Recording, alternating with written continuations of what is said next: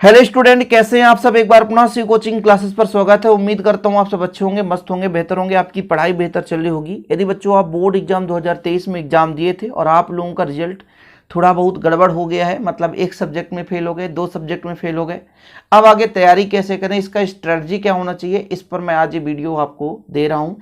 Please आप लोग इसे लास्ट तक देखिएगा और जो बच्चे फेल हो चुके हैं उनको ये वीडियो ज़रूर शेयर कर दें। आप लोग बच्चों जो अच्छे अंक से उत्तीर्ण हैं, लेकिन उन बच्चों तक ये वीडियो जरूर पहुंचना चाहिए ताकि वो किस प्रकार से तैयारी करें, क्या कैसा, उनको संपूर्ण जानकारी हो सके। क्योंकि निराश नहीं होना है ना, क्योंकि भाई साहब आपके एमपी बोर्ड में रुक जाना नहीं, ये योजना जो है ना बहुत ही हेल्पफुल होता है उन बच्चों के लिए जो साल भर पढ़ाई नहीं करते हैं। उनको 1-2 महीने में पढ़ाई करके पास होना रहता है। एक बार पास नहीं हो तो दोबारा फॉर्म अप्लाई कर सकते हैं, दोबारा पास नहीं हो तो तीसरे बार।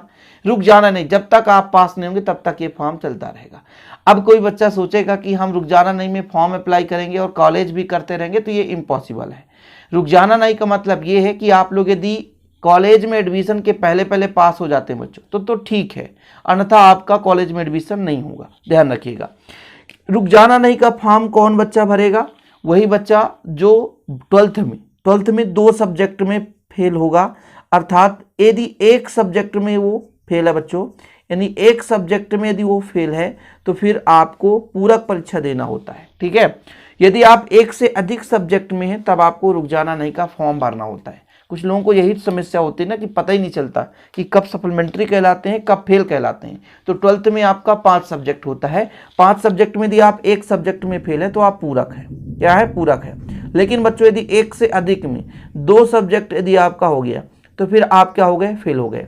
उस स्थिति में रुक जाना नहीं का फॉर्म डलता है। अब किन बच्चों को रुक जाना नहीं का फॉर्म डालना चाहिए? देखिए, यदि आपको जीवन में कुछ करना है, बेहतर क्राइटेरिया बनाना है, तो आपको श्रेणी सुधार कर लेना चाहिए। यहाँ पे लिखा हूँ, परीक्षा देना चाहिए श्रेणी रुक जाना नहीं का या श्रेणी सुधार करना चाहिए।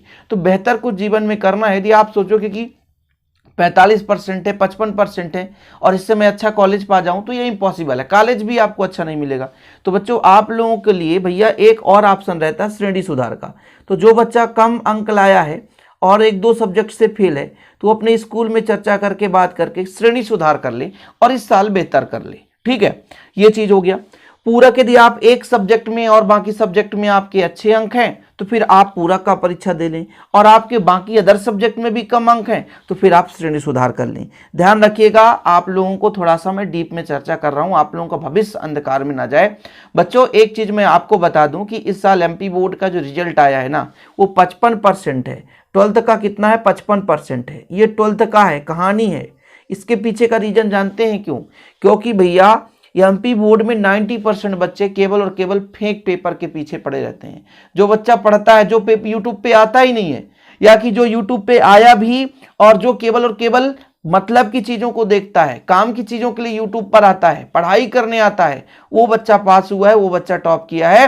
बाकी लगभग 45% बच्चे फेल हैं। इसके पीछे का रीजन क्या है जानते हैं? आज जो बच्चा पूरक की तैयारी करेगा, यूट्यूब पे सर्च करने लगेगा कि पूरक परीक्षा का पेपर, जब आप लोग ये पास और फेल होने वाले कौन हो सकते हैं जानते हैं? ऐसे ही लोग होते हैं जो साल भर पढ़ाई नहीं करेंगे और बस पेपर आ गया है, अब हमें कौन पेपर डाल रहा है। यूट्यूब पे ऐसे कई सारे टीचर हैं जो आपको पेपर प्रोवाइड करेंगे, फेक पेपर होगा, आप फेल भी होंगे और वही कंडीशन आज नतीजा देखने को मिल रहा है। आपके साथ यही भी होगा। जो बच्चा अभी मेरा ये वीडियो देख रहा है, मैं उन लोगों को सजेशन देना चाहता हूं कि हाँ भाई, किसी का पेपर देख रहे हो लेकिन आपके पास यदि 1 महीने का टाइम है, एग्जाम लगभग जून से होगा, एग्जाम डेट भी आ गया है कि लगभग लास्ट जून से शुरू होगा, या कि रुक जाना नहीं का आपका मान लीजिए जुलाई अगस्त में होगा। हालांकि पूरक परीक्षा का 26 जून को, ऐसे कुछ 26 या 27 को डेट मेरे को कंफर्म नहीं है, लेकिन लास्ट वीक में जून में होना क्लियर है। और यदि रुक जाना नहीं का है भैया तो आपका जुलाई अगस्त में हो ही जाएगा। तो आपके पास यदि एक महीने का टाइम है तो आप लोग अभी से पेपर सर्च करना शुरू कर दोगे कि पेपर कहां मिल जाए, उतना मैं तैयारी कर लूं। अरे भाई, कोई भी पेपर बनाएगा 1-2 क्वेश्चन आपका फंसेगा, बाकी वो पेपर फेंक होता है बच्चों। इसलिए अभी आप तैयारी शुरू कर दें। अभी आपको तैयारी कैसे करें? तो जो आप लोग बोर्ड एग्जाम की तैयारी कर रहे थे वही चीजें आएंगी। अब लोगों को ये डाउट रहता है कि सर पहले से कठिन आएगा कि यह सरल रहेगा, तो मैं आपसे बता दूं पेपर बिल्कुल उसी मतलब कैटेगरी का होता है जिस कैटेगरी का बोर्ड एग्जाम में होता है। कुछ नॉर्मल क्वेश्चन, कुछ हार्ड और कुछ सिंपल मीडियम में रहते हैं, तो उसी प्रकार से पेपर आएगा। एक दो क्वेश्चन हो सकते हैं बोर्ड के आपके फंस जाएं, बाकी मैं आप लोगों को अब सजेशन देना चाहूंगा कि आपके पास क्या क्या चांसेस हैं। आपके पास पहला पेपर तो त्रैमासिक, अर्धवार्षिक और आपका फिर हाफ ईयरली, ठीक है, त्रैमासिक अर्धवार्षिक हो गया। और आपको जो सेट दिया गया था कि आप लोग भैया जैसे हमारे पास प्री बोर्ड होता है लेकिन अब हुआ नहीं उसका सेट, तो वो पेपर हो गया तीसरे नंबर में, और बोर्ड एग्जाम का ये 4 सेट का पेपर आप देखो, एनालिसिस करो, इन सभी प्रश्नों को तैयार करो। दूसरा चीज, हमने जब पेपर चल रहा था तो हर सब्जेक्ट में मैथ के अलावा, चाहे आप फिजिक्स की बात करो, चाहे आप केमिस्ट्री की बात करो, चाहे आप हिंदी की बात करो, चाहे बायोलॉजी की बात करो, चाहे इंग्लिश की बात करो, ये हमने 5 सब्जेक्ट पर ऑलरेडी वीडियो दे रखा है जो कि बोर्ड एग्जाम 2023 के नाम से प्लेलिस्ट बना है। उसमें आपको मोस्ट इंपॉर्टेंट चीजें मिलेगी, आप उतना भी पढ़ लोगे तो रुक जाना नहीं में पास हो जाओगे। चीटिंग करने का कोई माहौल क्रिएट नहीं होगा, ध्यान रखिएगा। रुक जाना नहीं में आप लोगों को बेहतर से बेहतर मेहनत भी करना पड़ेगा।